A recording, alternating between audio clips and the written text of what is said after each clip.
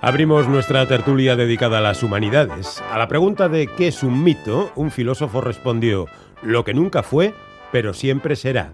La definición se antoja bien traída porque efectivamente los mitos, sobre todo los mitos clásicos, son relatos irreales o fantásticos, pero que tocan una verdad fundamental que parece surgir desde los estratos más profundos del consciente o del inconsciente humano.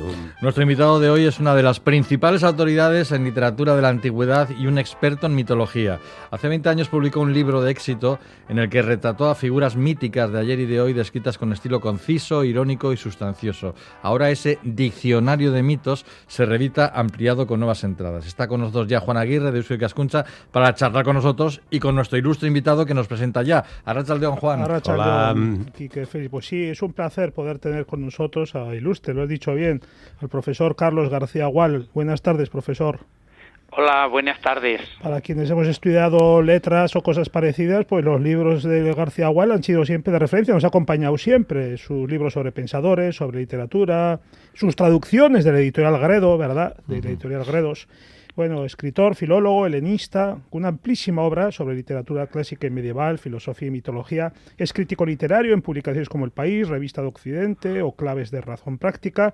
Desde luego, traductor canónico en lengua española de los clásicos griegos, latinos y medievales, labor por la que ha recibido además 2 veces el Premio Nacional de Traducción, y catedrático de Filología Griega en la Universidad Complutense. Y además de todo esto, desde dentro de muy pocas semanas tomará posesión del sillón J de la Real Academia de la Lengua, por el que ha sido promovido el mes pasado. Y entonces, en esta reedición de su estupendo diccionario de mitos, el profesor García Gual incorpora mitos de la vida moderna, como Sherlock Holmes, Tarzán o Don Quijote, que se suman a otros a los que ya estaban en la primera edición, como Zeus, Superman, Carmen la de Mérimée o el Rey Arturo, así hasta un centenar de personajes. Bueno, García Gual, ya ve y llega usted a Islandia, que como puede deducir por el nombre, tiene algo de territorio mítico también. Bueno. Y no le cuento de nada sobre sus míticos presentadores. Gracias, Juan, estamos exagerando un poco. Señor García Gual, mito es una palabra algo sobada que hoy se aplica indiscriminadamente casi a cualquier cosa, ¿no? Como acabo de mostrar. Bueno, muy bien. Bueno, muchas gracias ante todos por la presentación esta tan extensa y tan halagüeña. Yo soy un profesor de griego aficionado a la literatura universal en general, ¿no? Y sobre todo a los grandes temas del mundo antiguo. Y entre ellos, bueno, están esas figuras míticas que son, a mí me parece, inolvidables. Bueno, usted dice que es un aficionado, pero yo digo que hay que tener luego la sabiduría suficiente para explicar correctamente todos esos conocimientos que se han ido atesorando. Por ejemplo, nadie mejor que usted para explicarnos, después de esto que decíamos de que la palabra mito ya se utiliza para cualquier tontería, ¿qué es la palabra mito? ¿Qué es un mito? ¿Qué hay que entender por mito? ¿Y desde cuándo se utiliza? Sí, es una palabra que viene del griego mythos y que en castellano entró bastante tarde. Está registrada ya a finales del siglo XIX, hacia 1880, en el diccionario de la Real Academia, porque en latín no se utilizaba, en latín se decía fábula, ¿no? Y mito yo lo defino algo así como un relato que es tradicional, memorable, que habla de personajes extraordinarios que actúan de un modo ejemplar en un tiempo lejano y prestigioso. Es decir, que yo subrayo ese carácter de que los mitos viven en la memoria colectiva. ¿Y existe relación directa entre mito y misterio? Porque da la impresión de que los relatos míticos, en el mejor sentido de la palabra, desvelan algo oculto, que desgarran un velo que nos impedía ver la realidad, una realidad que puede ser metafísica o mundana, simplemente. Sí, hay una cierta relación en el sentido de que los grandes mitos, los mitos arcaicos, los mitos que vienen de lo más antiguo, intentan explicar el mundo, ¿no? Y el mito intenta a su manera dar razón de la vida, de los enigmas de la vida, y lo hace, claro, recurriendo a historias. El mito, nosotros solemos decir que en el mundo griego, mitos se enfrenta al logos, ¿no? A la razón. Pero el mito tiene sus razones y son unas razones fantásticas, y por eso sí tiene siempre algo de misterioso. En su diccionario de mitos, señor García Gual, describe figuras míticas de todos los tiempos, algunas de las cuales han perdurado hasta hoy con más o menos frescura, mientras que otras han ido quedando soletas. ¿Qué es lo que hace que unos mitos resistan bien el paso del tiempo, por ejemplo Antígona o Don Quijote, y que otros envejezcan más rápidamente, como es el caso de Satanás o del mismo Tarzán, que ahora ya solo suscita parodias? Bueno, en efecto, sí. Yo digo eso. Hay mitos muy arcaicos que tienen que ver con el fondo religioso, etcétera. Otros tienen más bien que ver con la literatura, ¿no? Y estos son los que pueden persistir con fuerza o irse borrando poco a poco a medida que la sociedad tenga otros intereses. Efectivamente, yo ahí recuerdo a Tarzán, que era un héroe magnífico, pero claro, ha quedado un poco eclipsado luego por otros héroes que vuelan mejor, como Batman o Superman, etcétera. Yo creo que Tarzán es un mito hoy un poco políticamente incorrecto, porque es el hombre blanco de buena familia inglesa que triunfa en la selva africana. Y lo mismo pasa de alguna manera con Don Juan, el donjuanismo, que fue, digamos, un mito de época católica, cuando conquistar mujeres y llevárselas a la cama era un pecado, y una dificultad muy grande. Ahora sí ha quedado un poco ya apagado porque los tiempos han cambiado. Ya el donjuanismo no es lo que era. Una derivada interesante, hablando de mitos, se me ocurre que es el de abordar el de las diferentes vías de transmisión que han tenido a lo largo de los siglos. Porque claro, los primeros, los más primitivos, sabemos que los viejos mitos de la antigüedad se transmitían oralmente. Sí. Luego ya se recogieron en forma literaria y se difundieron, por supuesto, en Grecia a través del teatro, en fin, las culturas antiguas, de las narraciones populares, por medio de la lírica y modernamente, por supuesto, en soportes audiovisuales. Sobre estos últimos, profesor, quizá el principal generador y reelaborador de mitos en la actualidad sea el cine, ¿verdad? Yo creo que sí, ¿no? Desde sus comienzos, quizá, ¿no? La transmisión es muy importante, porque hay que recordar que, por ejemplo, en el mundo griego, los mitos los transmitían los poetas, y efectivamente, en su origen era una transmisión oral, luego han pasado a la poesía por escrito.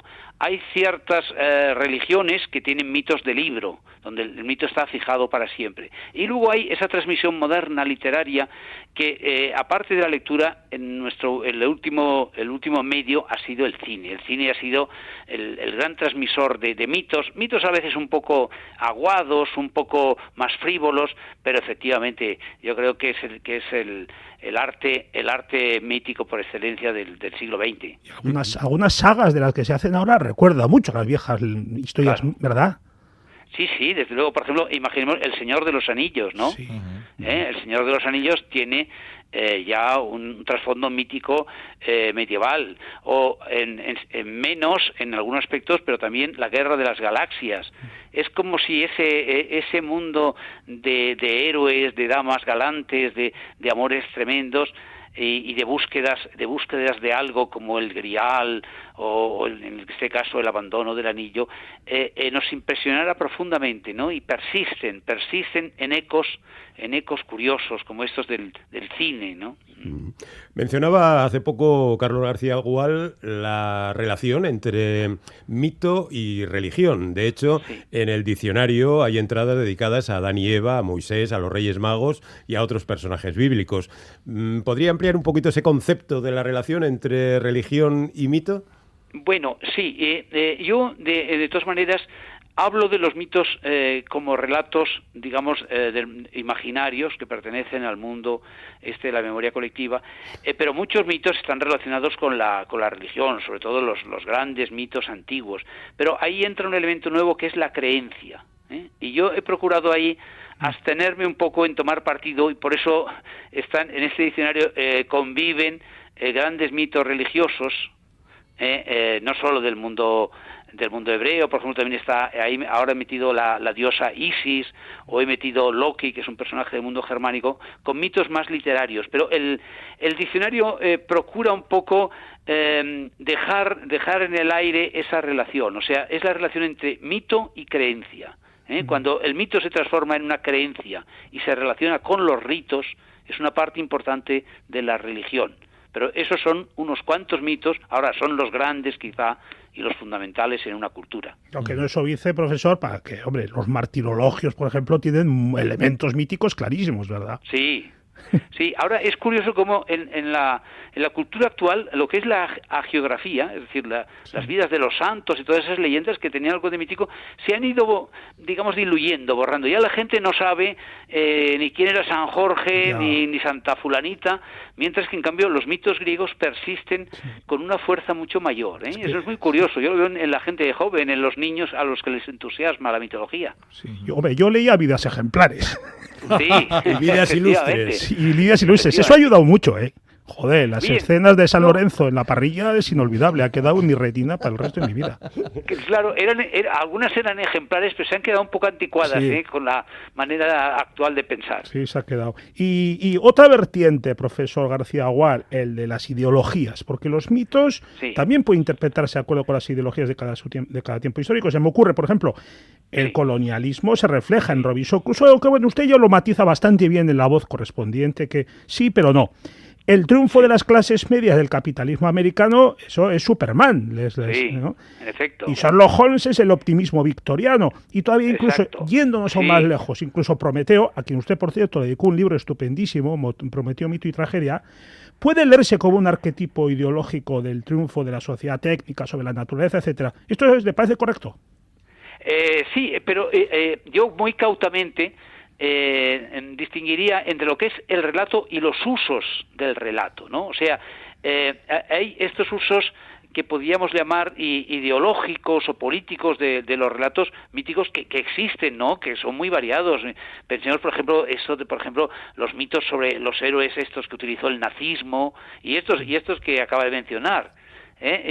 Yo soy muy cauto y entonces distinguiría entre los grandes relatos, de los relatos en sí, y luego estos usos que pueden ser religiosos o pueden ser ideológicos, políticos, etcétera. La mitología puede ser usada, puede ser bien usada o mal usada, pero bueno, los que nos dedicamos más a la literatura podemos, digamos, cuidarnos un poco apartándonos de eso, sí.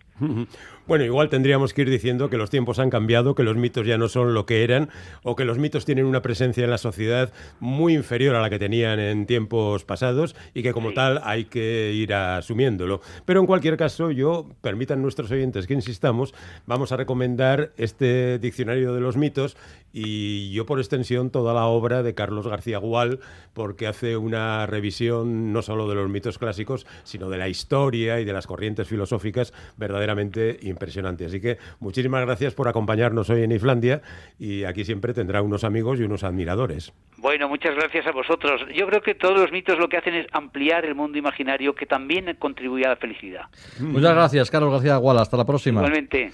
Juan, hasta dentro de 15 días. Bueno, míticos presentadores. Ahí te hemos visto bien, las cosas como son. Estás entrando tú también en la mitomanía, Total, con vosotros solo, solo con vosotros. Hasta luego. Juan Aguirre, agur.